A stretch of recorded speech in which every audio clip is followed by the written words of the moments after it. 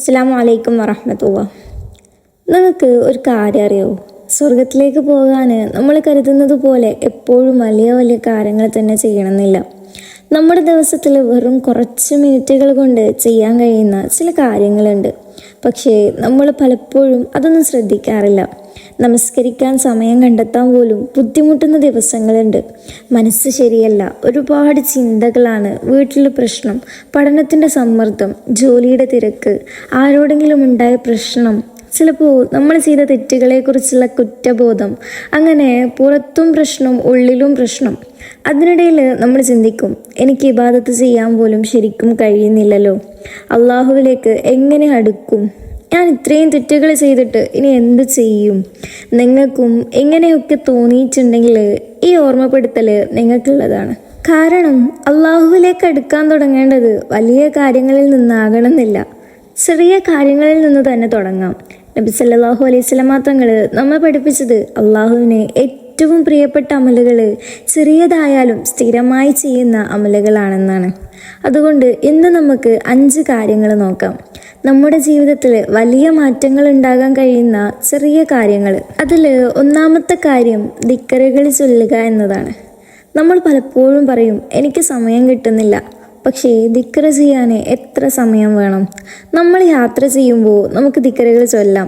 വീട്ടുജോലി ചെയ്യുമ്പോൾ, വെറുതെ ഇരിക്കുമ്പോൾ, ഉറങ്ങാൻ പോകുന്നതിന് മുമ്പ് നമ്മുടെ നാവ് അള്ളാഹുവിനെ ഓർക്കാൻ വേണ്ടിയിട്ട് ശീലിക്കണം.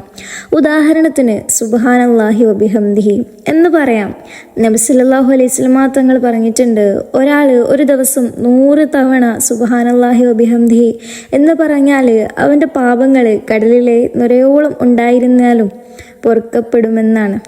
ഇത് സഹീഹ് മുസ്ലിമിൽ വന്ന ഹദീസാണ്. ഇത് കേട്ടിട്ട് നമ്മളൊന്ന് ചിന്തിച്ച് നോക്കണം. 100 തവണ പറയാൻ എത്ര സമയമാണ് വേണ്ടത്? വളരെ കുറച്ച് സമയം.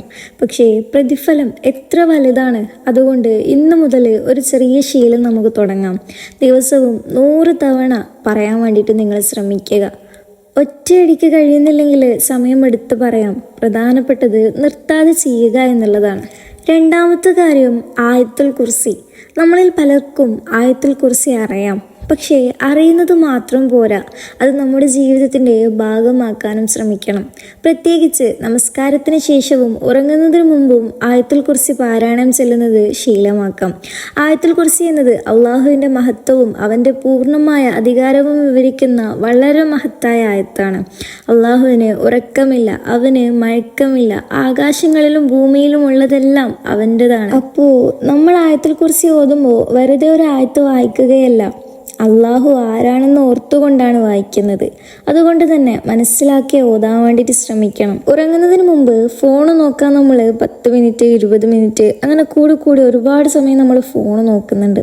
പക്ഷേ ആയത്തുൽ കുർസി ഓതാൻ 1 മിനിറ്റ് പോലും നമ്മൾ എടുക്കുന്നില്ലെങ്കിൽ നമ്മൾ നമ്മുടെ മുൻഗണനകൾ ഒന്ന് ചിന്തിക്കണം. ഇത് ഒരു ഭാരമായി കാണേണ്ട ആവശ്യമില്ല, ഇത് കൂടി ചെയ്യണം എന്ന രീതിയിൽ കാണണ്ട. മറിച്ച് എൻ്റെ ദിവസത്തിൻ്റെ അവസാനം അള്ളാഹുവിൻ്റെ വചനവുമായി അവസാനിപ്പിക്കാം എന്ന് കരുതാം. അതിൽ മൂന്നാമത്തെ കാര്യം നല്ല സ്വഭാവം. ഇനി വളരെ പ്രധാനപ്പെട്ട മറ്റൊരു കാര്യം, നമ്മൾ നമസ്കരിക്കുന്നുണ്ട്, ദിക്റുകൾ ചെയ്യുന്നുണ്ട്, ഖുർആൻ ഓതുന്നുണ്ട്, പക്ഷേ വീട്ടിൽ നമ്മൾ എങ്ങനെയാണ് നിൽക്കാറുള്ളത്? ഉമ്മ എന്തെങ്കിലും പറഞ്ഞാൽ ഉടനെ ദേഷ്യപ്പെടുന്നുണ്ടോ? ഉമ്മയോട് മോശമായി സംസാരിക്കുന്നുണ്ടോ? മക്കളോട് മോശമായി സംസാരിക്കുന്നുണ്ടോ? സഹോദരങ്ങളോട് എപ്പോഴും നിങ്ങൾ വഴക്കാണോ? ഒരു സുഹൃത്ത് വിഷമം പറഞ്ഞാൽ കേൾക്കാൻ പോലും സമയം കൊടുക്കാറില്ലേ? ഇതൊക്കെ നമ്മൾ ചിന്തിക്കണം. കാരണം ഇസ്ലാം നമ്മുടെ നമസ്കാരത്തിൽ മാത്രം കാണേണ്ട ഒന്നല്ല, നമ്മുടെ സ്വഭാവത്തിലും നമ്മൾ ഇസ്ലാമിനെ കാണണം. ഒരാളോട് നല്ല രീതിയിൽ സംസാരിക്കുക, ഒരാളെ വിഷമിപ്പിക്കാതിരിക്കുക, ആരെങ്കിലും സഹായം ചോദിച്ചാൽ കഴിയുന്ന രീതിയിൽ നമ്മൾ സഹായിക്കുക, വീട്ടിലുള്ളവരോട് സ്നേഹത്തോടെ സംസാരിക്കുക, ഒരാൾ വിഷമിച്ചിരിക്കുമ്പോൾ അവനെ ഒന്ന് കേൾക്കുക. ചിലപ്പോൾ ഒരാൾക്ക് വേണ്ടത് ഉപദേശം പോലും ആയിരിക്കില്ല, ഒരാൾ തൻ്റെ കാര്യം കേൾക്കണം എന്ന് മാത്രമായിരിക്കും. അപ്പോൾ നമ്മൾ നല്ലൊരു വാക്ക് പറയുക. നമ്മുടെ ഒരു വാക്കുകൊണ്ട് ഒരാളുടെ മനസ്സ് സന്തോഷിപ്പിച്ചേക്കാം. അതുകൊണ്ട് ഇന്നു മുതൽ ഒരു കാര്യം ശ്രദ്ധിക്കണം, ഞാൻ അള്ളാഹുവിനോട് എങ്ങനെ പെരുമാറണം എന്നതുപോലെ അള്ളാഹുവിൻ്റെ സൃഷ്ടികളോടും എങ്ങനെ പെരുമാറണം എന്ന് നിങ്ങൾ സ്വയം ചോദിക്കണം. ഇനി 4ാമത്തെ കാര്യം നോക്കാം, ഇസ്തിഗ്ഫാർ പതിവാക്കുക. ഇത് നമ്മളിൽ എല്ലാവർക്കും ആവശ്യമാണ്. കാരണം നമ്മൾ തെറ്റുകൾ ചെയ്യുന്നവരാണ്. ചില തെറ്റുകൾ ചെറിയതായിരിക്കും, ചില തെറ്റുകൾ വലുതായിരിക്കും, ചില തെറ്റുകൾ മറ്റുള്ളവർക്കറിയാം, ചിലത് നമുക്കും അള്ളാഹുവിനും മാത്രം അറിയാം. അപ്പോൾ ചിലപ്പോൾ നമ്മുടെ മനസ്സിൽ കുറ്റബോധം വരും. ഞാൻ എന്തിനാണ് ഇങ്ങനെ ചെയ്തത്? എനിക്ക് മാറാൻ കഴിയുന്നില്ലല്ലോ, ഞാൻ വീണ്ടും അതേ തെറ്റ് ചെയ്തു. ഇങ്ങനെയൊക്കെ ചിന്തിച്ച് ചിലർ അള്ളാഹുവിൽ നിന്ന് അകന്നു പോകും. പക്ഷേ നമ്മൾ അങ്ങനെ ഒരിക്കലും ചെയ്യരുത്. തെറ്റ് സംഭവിച്ചാൽ അള്ളാഹുവിലേക്ക് തന്നെ തിരിച്ചു പോകണം. അസ്തഗ്ഫിറുല്ലാഹ് എന്ന് പറയണം. പക്ഷേ വെറുതെ നാവ് കൊണ്ട് മാത്രം പറയുന്നതല്ല, മനസ്സിൽ നിന്ന് പറയണം. അള്ളാഹുവേ, ഞാൻ തെറ്റ് ചെയ്തു, എനിക്ക് മാപ്പ് തരണേ, ഈ തെറ്റിൽ നിന്ന് മാറാൻ എന്നെ സഹായിക്കണേ എന്ന് പറയാം. വീണ്ടും തെറ്റ് സംഭവിച്ചാലും വീണ്ടും മടങ്ങാം, വീണ്ടും ഇസ്തിഗ്ഫാർ ചെയ്യാം. നമ്മുടെ തെറ്റ് കാരണം അള്ളാഹുവിൻ്റെ കാരുണ്യത്തിൽ നിന്ന് നമ്മൾ നിരാശരാകരുത്. അള്ളാഹുവിലേക്ക് മടങ്ങാനുള്ള വാതിൽ നമ്മൾ തന്നെ അടയ്ക്കരുത്. അതുകൊണ്ട് ദിവസത്തിൽ ഒരു സമയം ഇസ്തിഗ്ഫാറിനായിട്ട് മാറ്റിവെക്കാം. രാവിലെ ആയിരിക്കാം, അല്ലെങ്കിൽ വൈകുന്നേരമായിരിക്കാം, ഉറങ്ങുന്നതിന് മുമ്പായിരിക്കാം, കുറച്ച് സമയം മാത്രം, പക്ഷേ നല്ല മനസ്സോടെ. ഇനി 5-ാമത്തെ കാര്യം, ചെറിയ നന്മകളെ ചെറുതായി കാണരുത്. ഇതാണ് അവസാനമായിട്ട് എനിക്ക് പറയാനുള്ളത്. നമ്മൾ പലപ്പോഴും ചെറിയ നന്മകളെ വില കുറച്ച് കാണും. ഇതൊക്കെ ചെയ്തിട്ട് എന്താണ് കാര്യം? ഒരാളെ മാത്രം സഹായിച്ചിട്ട് എന്ത് മാറ്റം വരും?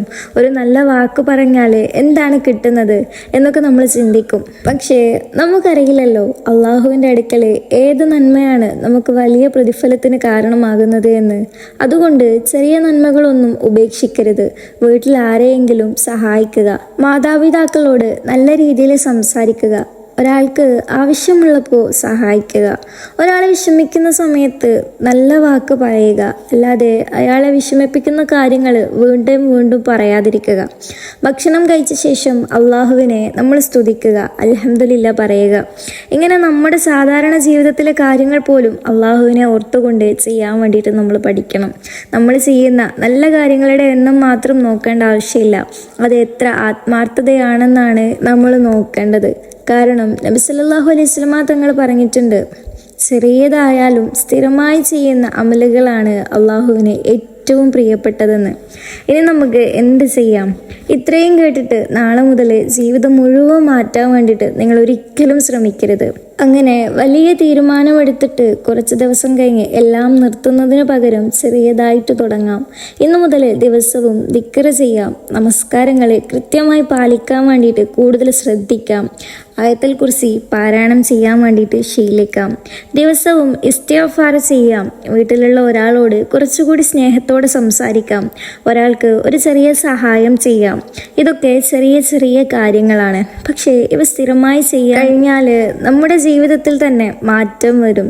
നമ്മൾ പൂർണ്ണരാകണമെന്നില്ല, തെറ്റുകൾ വീണ്ടും സംഭവിച്ചേക്കാം. ചില ദിവസങ്ങളിൽ ഇബാദത്ത് കുറയാം, പക്ഷേ നിർത്തരുത്. വീണ്ടും വീണ്ടും തുടങ്ങുക, അള്ളാഹുവിലേക്ക് വീണ്ടും മടങ്ങുക. കാരണം നമ്മുടെ ലക്ഷ്യം ആളുകൾക്ക് മുന്നിൽ നമ്മൾ വലിയൊരു നല്ല മനുഷ്യനാണെന്ന് കാണിക്കുക എന്നതല്ല, അള്ളാഹുവിൻ്റെ അടുക്കൽ നല്ലവരാകുക എന്നതാണ്. അതുകൊണ്ട് ഇന്നൊരു ചെറിയ കാര്യം തിരഞ്ഞെടുക്കുക, ഒന്ന് മാത്രം. ഇന്നു മുതൽ അത് സ്ഥിരമായി ചെയ്യാൻ വേണ്ടിയിട്ട് തുടങ്ങുക. പിന്നെ മറ്റൊന്നുകൂടെ ചേർക്കാം. അങ്ങനെ പതിയെ പതിയെ നമ്മുടെ ജീവിതം അള്ളാഹുവിനോട് കൂടുതൽ അടുക്കുന്ന ജീവിതമാക്കാം. അള്ളാഹു നമ്മുടെ ചെറിയ നന്മകൾ സ്വീകരിക്കട്ടെ, നമ്മുടെ തെറ്റുകൾ പുറത്തു നൽകട്ടെ, നമ്മുടെ മനസ്സിലെ വിഷമങ്ങൾ നീക്കിത്തരട്ടെ, നമ്മളെ അവനിഷ്ടമുള്ള രീതിയിൽ ജീവിക്കാൻ വേണ്ടിയിട്ട് തൗഫീക്ക് നൽകട്ടെ. അവസാനം അവൻ്റെ കാരുണ്യത്താൽ സ്വർഗത്തിൽ നമ്മളെ പ്രവേശിപ്പിക്കട്ടെ. ആമീൻ യാ റബ്ബൽ ആലമീൻ. ഈ ഓർമ്മപ്പെടുത്തലുകൾ നിങ്ങൾക്ക് ഉപകാരപ്പെട്ടിട്ടുണ്ടെങ്കിൽ ഉപകാരപ്പെടുമെന്ന് തോന്നുന്ന ഒരാൾക്ക് കൂടി നിങ്ങൾ അയച്ചു കൊടുക്കുക. ഒരാൾക്ക് പോലും അള്ളാഹുവിനെ ഓർക്കാൻ ഇത് കാരണമാകുന്നുണ്ടെങ്കിൽ അതും നമുക്ക് സന്തോഷിക്കാനുള്ള കാര്യമാണ്. അസ്സലാമു അലൈക്കും.